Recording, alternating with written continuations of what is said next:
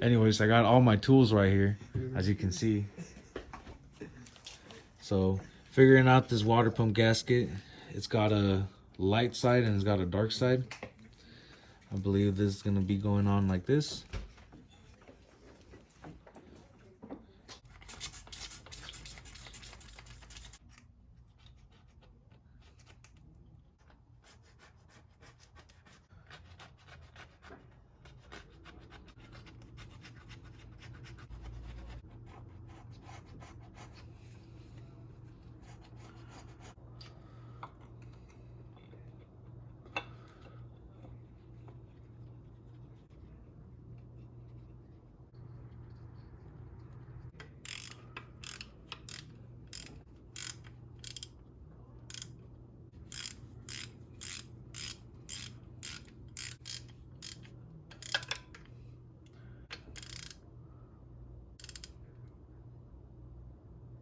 Now, I don't have the actual pulley that is going to go on here, but I'm going to put the bolts here so they do not get stranded.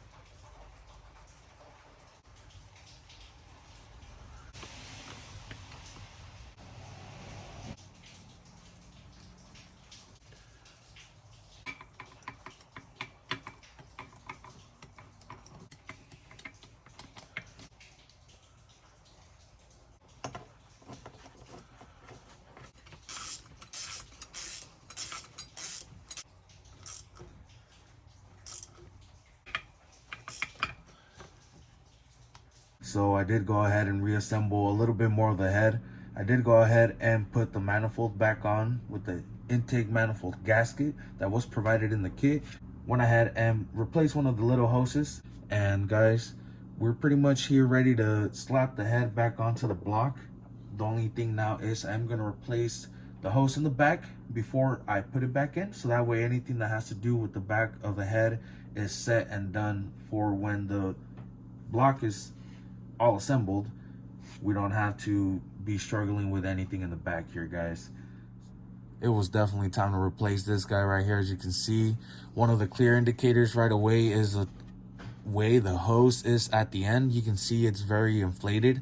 It's kind of softer rubber now, not really the stiff and pre-molded rubber anymore. You can also tell the inside is deteriorating. So we got a brand new one right here.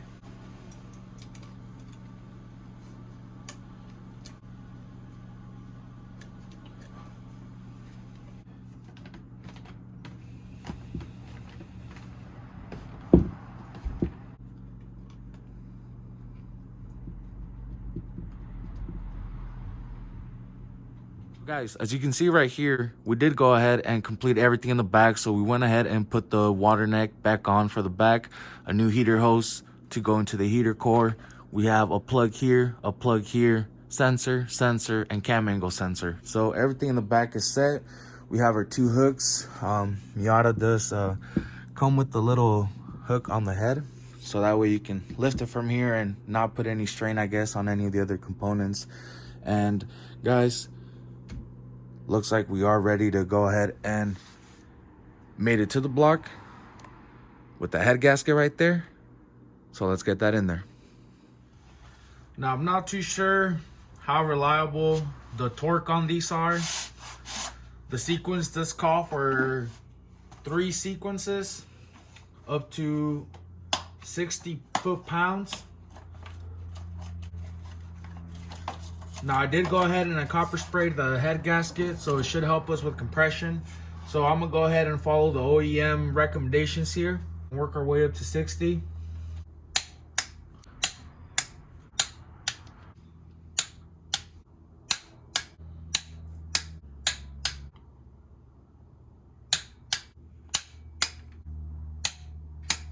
Now, some people do like to take their time in between the sequences. I personally have rebuilt my block, and I did question that as well. And after seeing the reliability of my block, I don't question the theory no more. So you can just go ahead and continue the sequence. As you can see right here, while I set the next torque, the bolts did have some time there to settle down, so that way when we go at it again, it's not too rushed.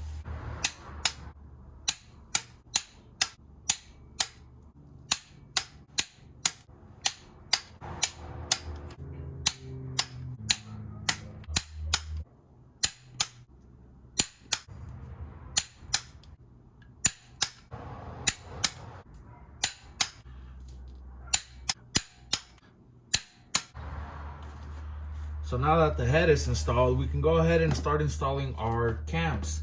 But before we install the cams, we have to go ahead and install the lifter buckets. Now these lifter buckets have been disassembled, reassembled, and cleaned, and now they have been sitting in oil, so that way the oil can penetrate and make sure that these are nice and full of fluid before they go into the head. So now we just go ahead and drop these in, while making sure that we do not spill any oil into the spark plug holes.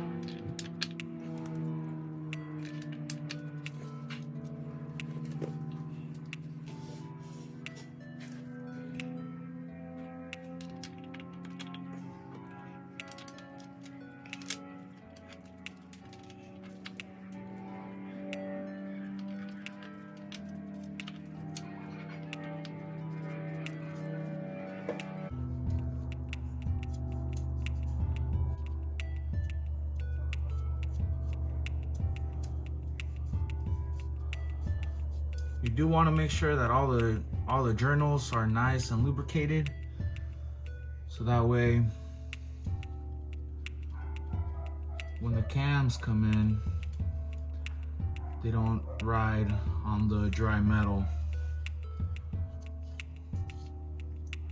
And once again, like I said, just make sure that any metal to metal contact areas are well lubricated.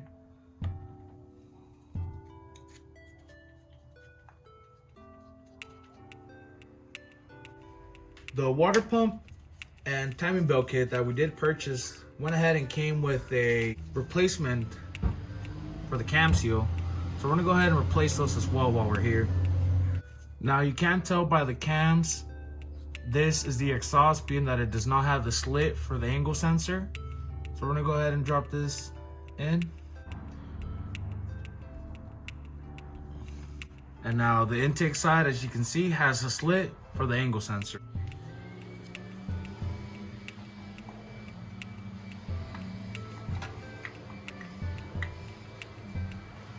Guys, I do want to mention one thing. Although this is my first time assembling a Miata, although I have noticed that there is a lot of similarities between the inline 4-cylinder Mazda Miata engine, as well as the Honda engine. And I am taking a lot of what I have learned from assembling that and applying it here, but there is a couple of other differences. One I did mention is the sensor in the back. So that one is a little bit tricky, but not too much. Similar to as a Honda has a distributor on one side of the intake cam. Nothing new here, guys. So we're just gonna go ahead and continue assembling this. And I hope you guys enjoy it.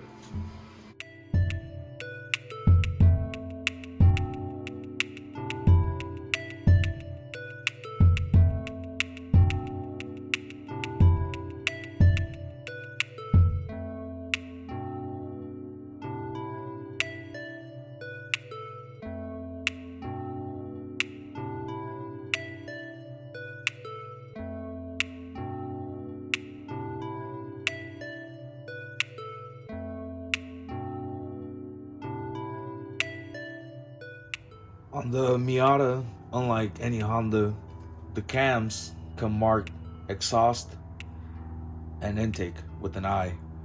That marks where you want it to line up when you're marking TDC. And on this little black plate, there is the opposite, intake and exhaust. So that way you know it's in correct timing.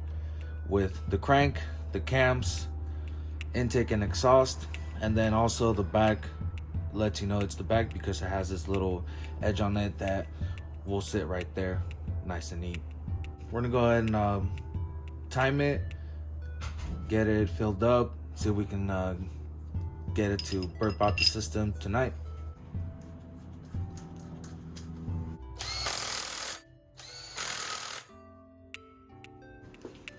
Now, before we install the timing belt, I'm gonna go ahead and do a couple of other things related to the water pump.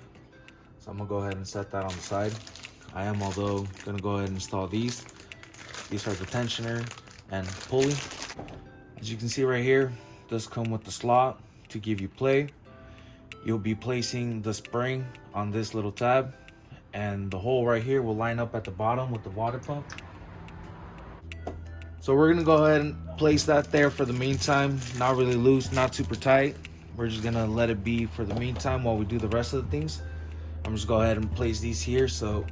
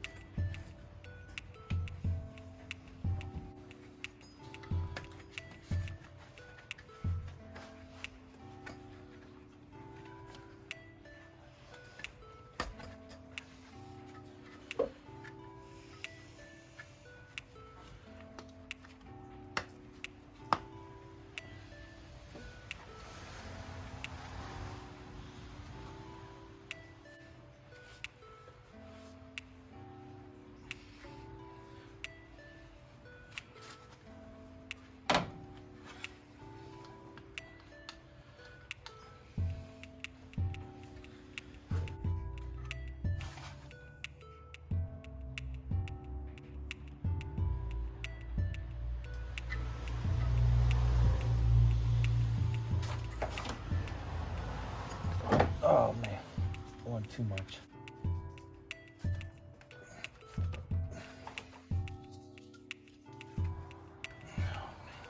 Now, I didn't go ahead and show you guys a lot of this, but we did go ahead and get it in time.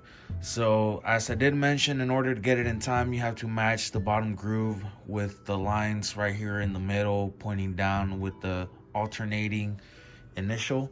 And once that's lined up, we went ahead and put the timing covers back on, 1, 2, and 3. So now I'm getting ready to put the accessory pulleys back on. Make sure the alternator belt is nice and tight there. Make sure the crank pulley is on as well. And then we're gonna go ahead and plug in the rest of the stuff. So I do have the idle air control valve, the rest of the plumbing to do, intake, and as you can see, there is no radiator. So we're gonna go ahead and get all those fluids ready, get a valve cover on this, and crossing fingers, we're cranking tonight.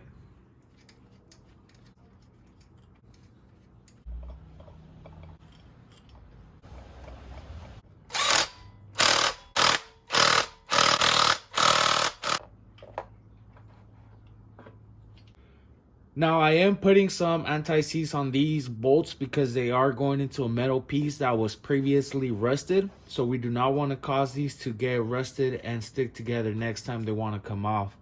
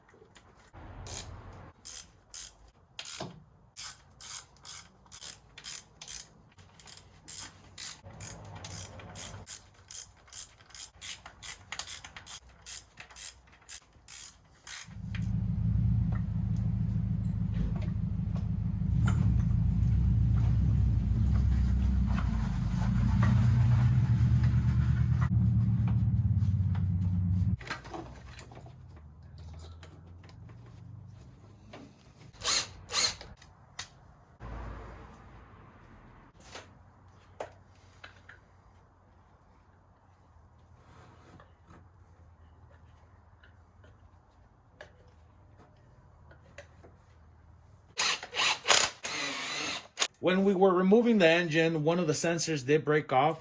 So I'm gonna go ahead and resolder a plug in here.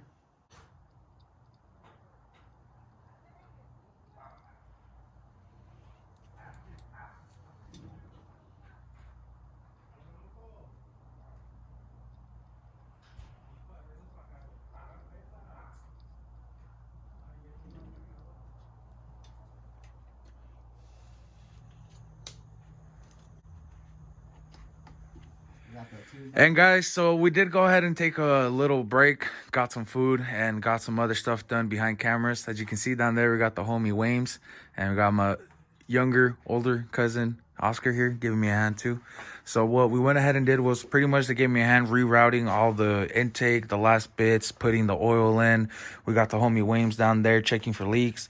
We also went ahead and put the radiator in, routed all the coolant hoses. So right now we're just letting all the coolant, you know, go through the system, get some of the air out. We are going to go ahead and do a couple of cranks dry, so that way the oil pump can get some oil in the pistons, get that going before we actually plug in the rest of the coils and get it started. So guys, I'm going to go ahead and set you right here on the side. All right, Oscar, you want to go ahead and go and plug in the battery?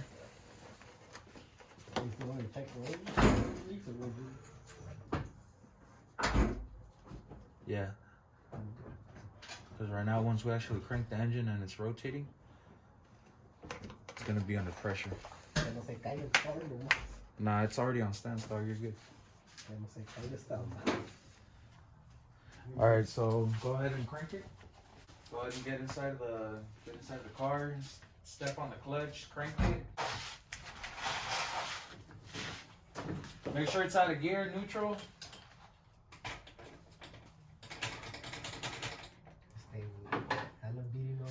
Alright, go ahead and crank it. Keep cranking.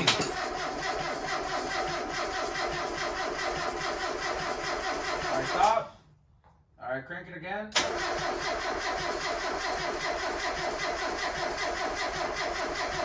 Alright, that's good. You gotta get some oil fluid on the pistons. Yeah. Alright, try it again.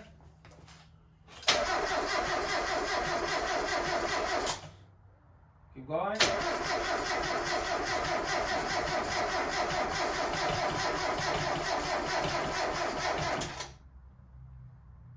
Then we don't have enough battery. We don't? Nah, it sounds hella weak. Try it again. Get a little gas while you're cranking it.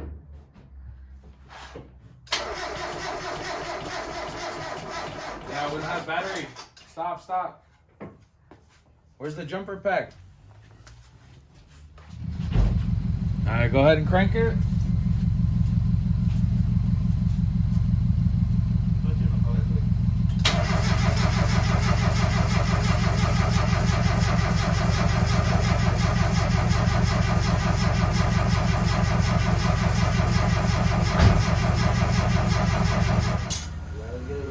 Okay, on amigos, so as you can see, we have everybody up in the garage right now. It's pretty much a family ordeal. As I did mention, this is my little cousin's car, so we're all kind of excited that we got it all set up, all complete. And like I said, this car, well, Angel, you want to tell the story of the car? You don't want to tell them just a little bit of how you got it or where you got it from? Well, it was a yard find, and it was pretty old, and just maybe like it was just sitting for like 8 years probably, and yeah, no maintenance, no anything. I was just like straight up sitting down. So yeah, so a lot of things wrong with it, of course. There was a lot of interior pieces missing, and there was a lot of rust as we saw in the engine bay. So right here, I'm gonna go ahead and get in. As you can see, this car does only have 145,000 miles. And guys, I haven't mentioned this a lot, but one thing I do remember about my dad-in-law is working on cars. And one thing I always remember is he always had one of these. I don't know if a lot of you guys can recognize that, but that's a rabbit's foot. It's kind of like this saying in Mexico, where if you have one of these in your car, it's good luck. So let's go ahead and see how good that luck is. All right, we got lights, guys. We got clutch in, and there we go. No hesitation, guys. Just one crank in and that's all about it, guys. We do have an airbag on. I believe the steering wheel was replaced at some point, so the horns don't work either. But guys, we're gonna go ahead and let it warm up. We're gonna go ahead and let it burp itself out. And yeah, guys, let's see what we do here. Now we do have, as I mentioned, now we do have brand new seals everywhere, from the front to the back to the bottom to the top. We also went ahead and put in new fluid, so now we're just gonna go ahead and let the coolant burp itself out. Let it do its thing and probably go ahead and take it for a rip here.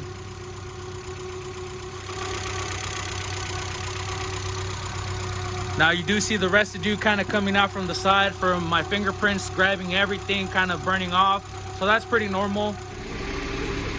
So we're gonna go ahead and bring this with us. We're gonna go ahead and do a little test drive. You can see top down. And it is pretty dark. Hopefully it's not raining. Put this guy right here.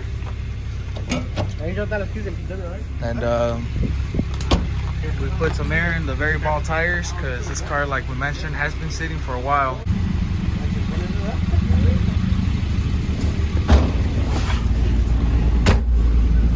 So temperature is about midways. We got oil pressure. We have some fuel. Heater's getting kind of warm. I'll go ahead and hold that. It is a Miata, so we need the air dryer. Tires or something. Woo. Okay, so that clutch.